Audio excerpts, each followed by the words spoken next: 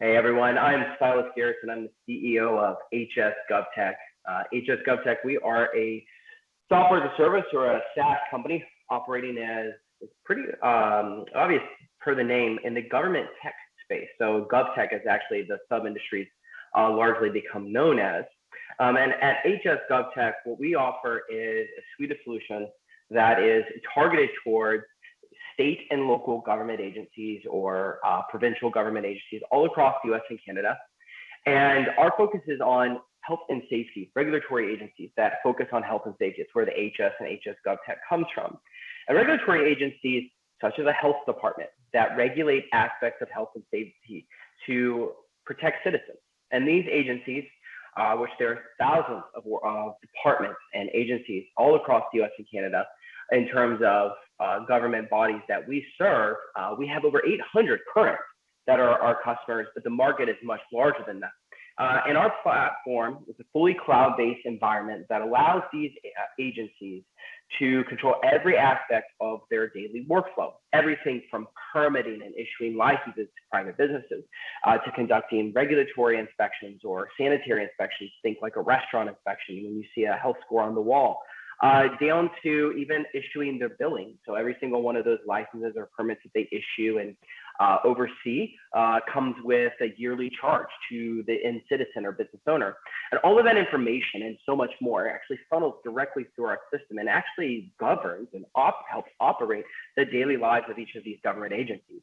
Now, our sales pipeline continues to grow. We have over $25 million in terms of near-term visibility, and that's comprised of multi-year deals. Every deal we sign in the governmental space is multi-years in length.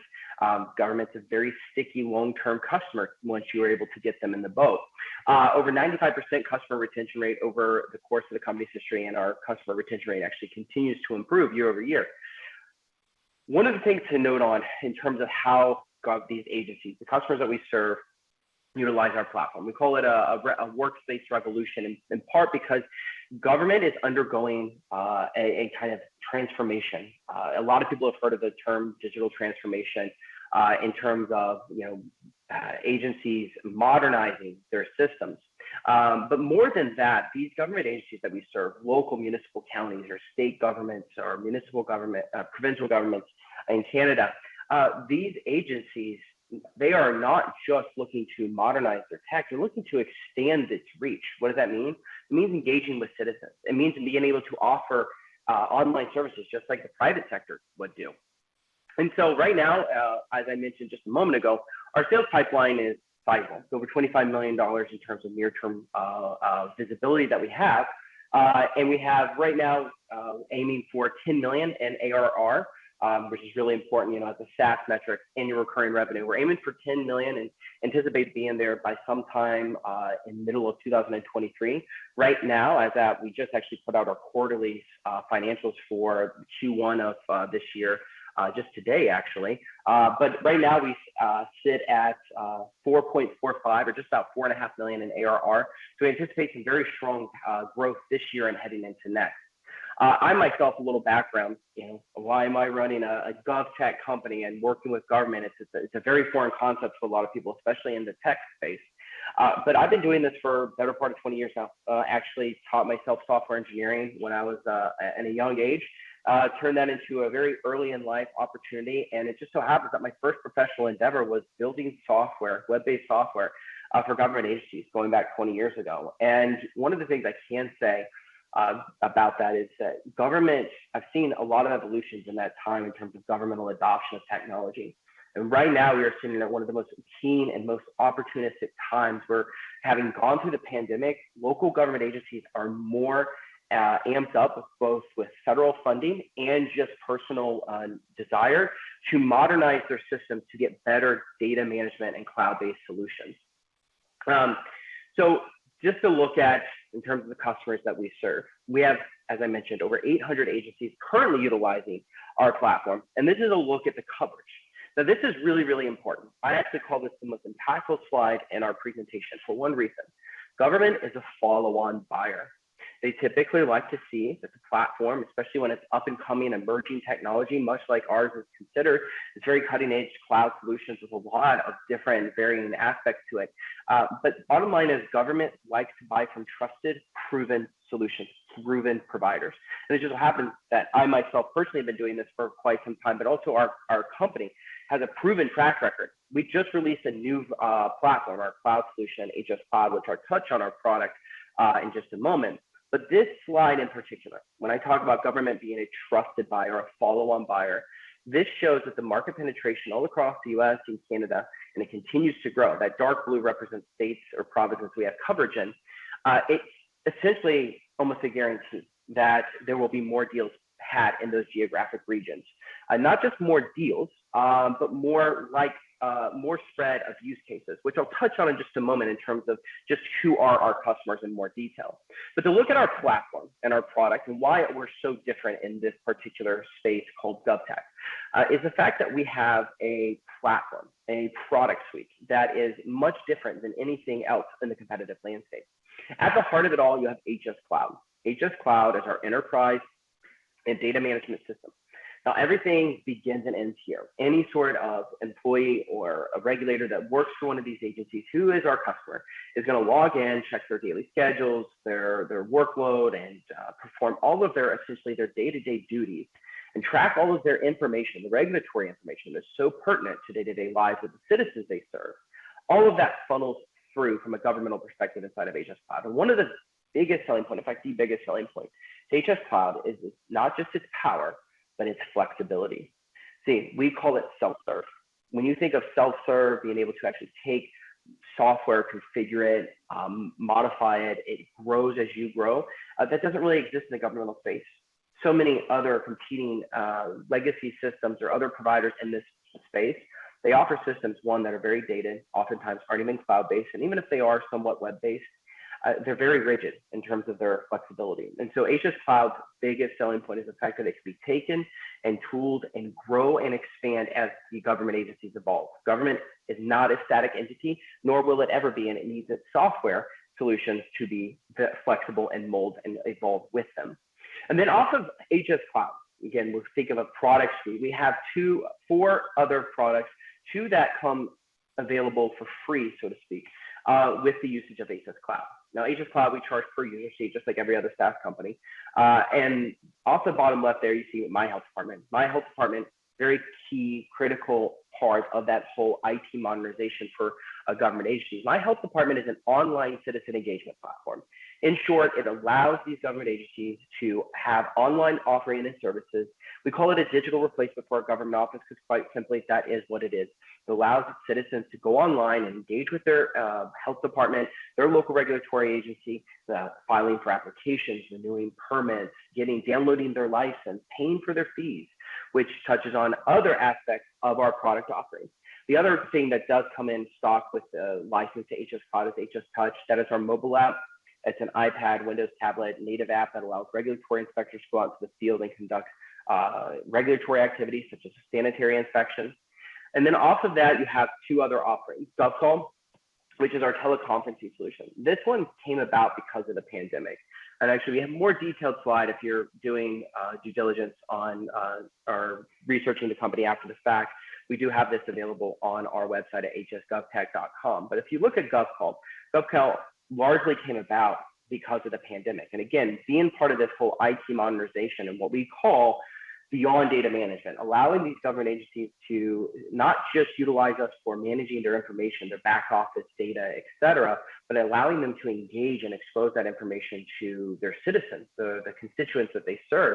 Part of that is GovCall. One of the terms that is becoming very popular, and the notion of it, something called virtual inspections, the ability for an agency to go out and instead of actually going out into the field to say, stop into a private business and ensure that they are operating in a health and safety manner, which largely is a visual recognition, a visual spot check a lot of times. They could actually conduct that via a secure conference call.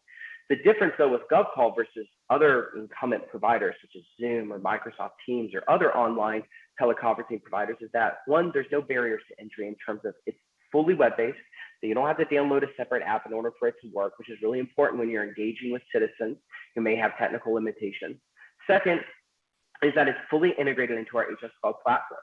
When these government agencies go out to conduct a regulatory activity via a conference call, they're actually conducting a legal activity that needs to be tracked, cataloged, and attached to, call it the original file, the original data, the information of who they are regulating, what permit they are conducting a regulatory activity against. And all of that is seamlessly integrated into our HS Cloud platform. Now, we charge a premium over and above what we typically charge for a standard HS Cloud Suite user license, somewhere in the neighborhood of 20 to 30% over and above what is typically for our user seat.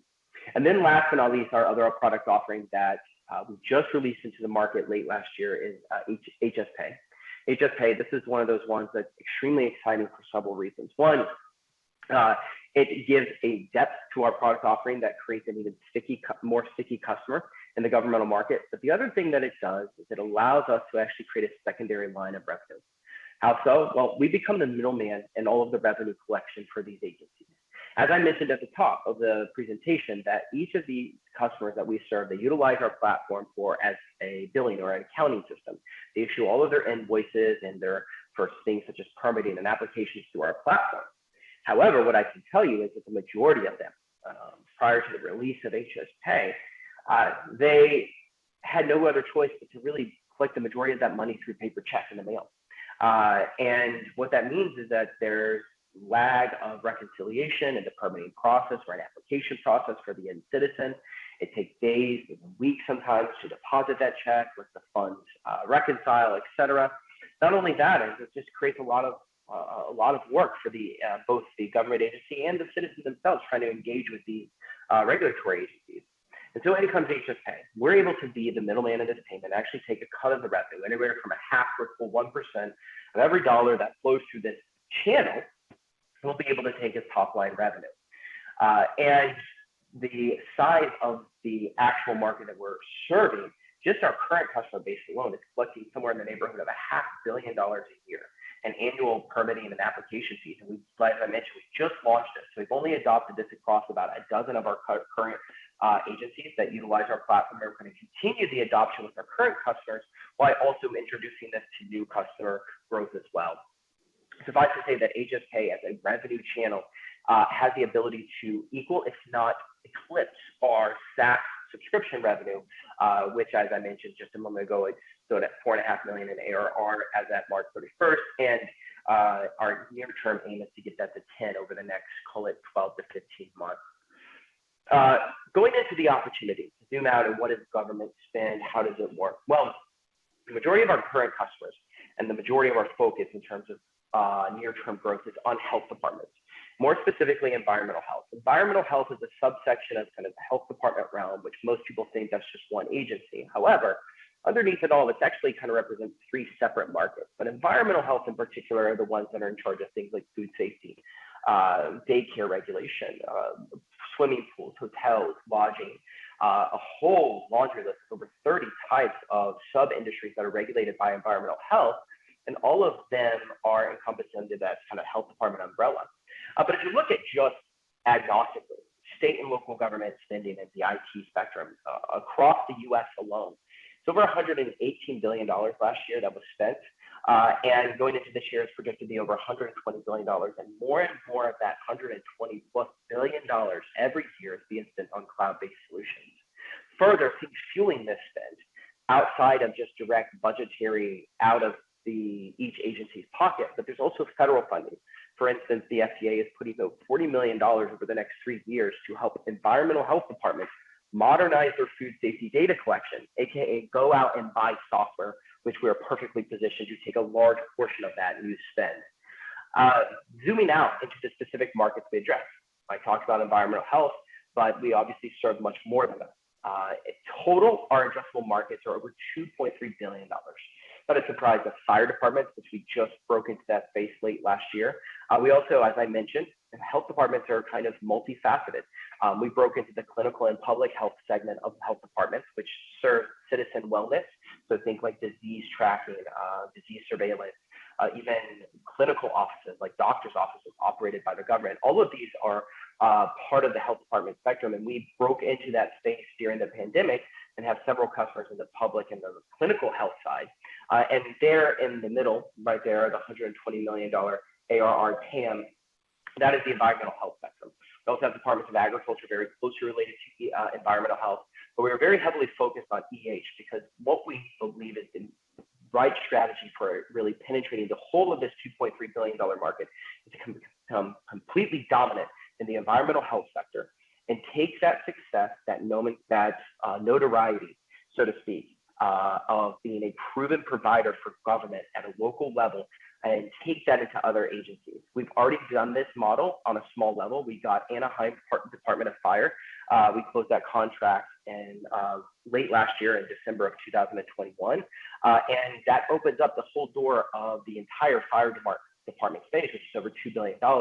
But the success of that is really relies on us fully penetrating this one market called environmental health, which is our core focus at this time. Right now, we just reported, as I mentioned this morning, our Q1 numbers for 2022, which I'll briefly verbally mention those. They haven't made it into the pitch deck just yet. But in 2021, we did $5.7 million in total revenues.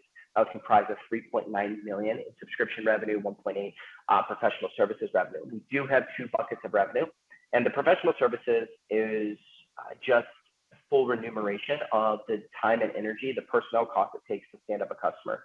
We're enterprise SaaS, which means that there's a consulting component, working with the customer component to each one of our implementations to get a customer live. And getting a customer live can take anywhere from 30 days up to 6 to 9 months, depending on the size of an agency. A large metropolitan region, say like the city of San Francisco, one of our customers, their health department, that's a multi-month rollout process as they can't just flip a switch and go live day one. Government needs more time to implement and go through the business process use cases, and we help them with that. But suffice to say, we just reported this morning our our Q1 2022 numbers. Those were at $1.5 million for the quarter, with $1.1 million of that being subscription revenue, and $500,000 of that being professional services. Our revenue continues to grow. One of the things I can say is that $25 million sales plus pipeline will largely put us in line to getting very close to achieving our target 10 million ARR as a run rate by the end of the year. But timing in government can be a little hard to predict in terms of whether it closes, a lot of that closes this year, or it sneaks into 2023. Capital structure, just to look at it, a fairly clean cap structure, 44 million basic shares out, fully diluted 60 million. We have a good number of warrants. Those are exercisable anywhere from 80 cents all the way up to $1.20 Canadian. I do want to say actually at this moment that all monetary figures in this presentation are quoted in USD. So our revenues and all of those, the market opportunities, et cetera, those were quoted in US dollars. However, the stock price and the numbers you see on this slide in particular are in Canadian dollars because we are traded on the CSE. Just a slide about our management and directors, and I don't need to bore everybody with reading everybody's detailed bio, but what I can say is that I'm very fortunate to be surrounded by not just a very strong board of directors, but senior management. We have a deep bench of folks that have both deep capital markets and public markets experience, but also governmental public sector experience. That's really, really important for us to continue to grow and thrive and accelerate our growth in this space. It's important to be an expert in the space, in the fields in which we are serving these, local regulatory agencies such as health departments. And I'm very fortunate to be surrounded by a staff and senior leadership with hundreds of years combined experience serving the agencies that we do. Well, that's a look at HS GovTech.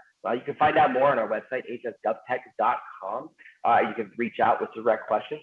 Happy to actually field questions directly. investors@hsgovtech.com. We are listed on the OTCQB. HDSLF is our ticker there. Thank you, everybody, for watching.